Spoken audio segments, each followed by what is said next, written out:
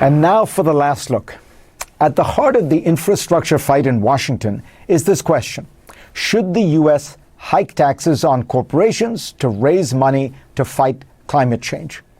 Now, Republicans point out that whatever you tax, you get less of. And today's economy needs more corporate activity, not less. It's a fair point. So then the answer, to me at least, is obvious.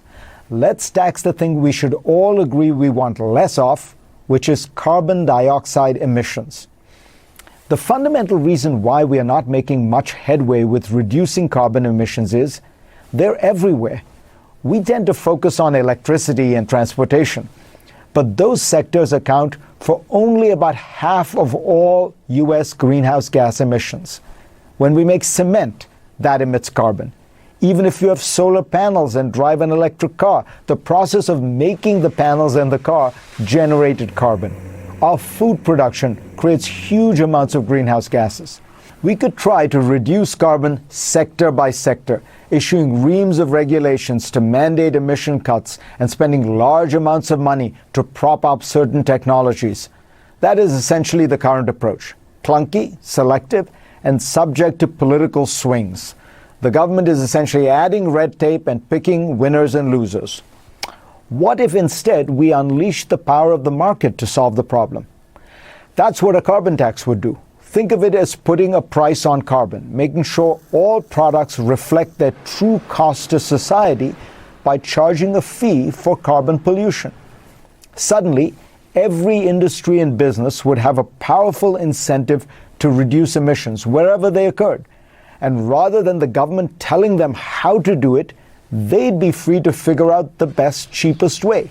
Maybe it's buying more efficient equipment, or maybe it's installing solar panels, maybe it's electric vehicles, maybe it's hydrogen vehicles. We will see 100 solutions bloom. Now, carbon taxes have often been politically toxic in the US and in other countries. In many cases, ordinary people feel they have to bear the brunt of higher prices. That's where the new concept of carbon dividends comes in. The idea is to take at least some of the revenues raised by the carbon tax and give it back to people, sending out checks every few months. Remember how popular the stimulus checks were? Polls indicate 2/3 of Americans support the basic idea behind carbon dividends. A growing number of conservatives are getting behind this idea. It's mostly former Republican officials, but some Republican lawmakers like Mitt Romney and Lindsey Graham have expressed interest. The U.S. Chamber of Commerce and the American Petroleum Institute now support carbon pricing as well. But if we raise the cost of carbon here, won't that mean China benefits by exporting cheaper, dirtier goods to America? No, because those goods would simply be subjected to the same carbon fee at the border, a green tariff. This could actually help American producers compete with foreign imports because U.S. products are often cleaner.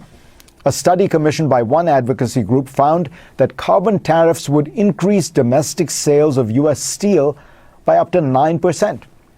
Ideally, these tariffs won't actually be necessary because other countries will adopt their own carbon taxes.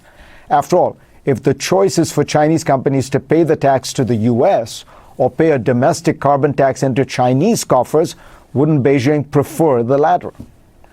Virtually every economist agrees a carbon tax is the single best strategy to begin to solve the climate crisis.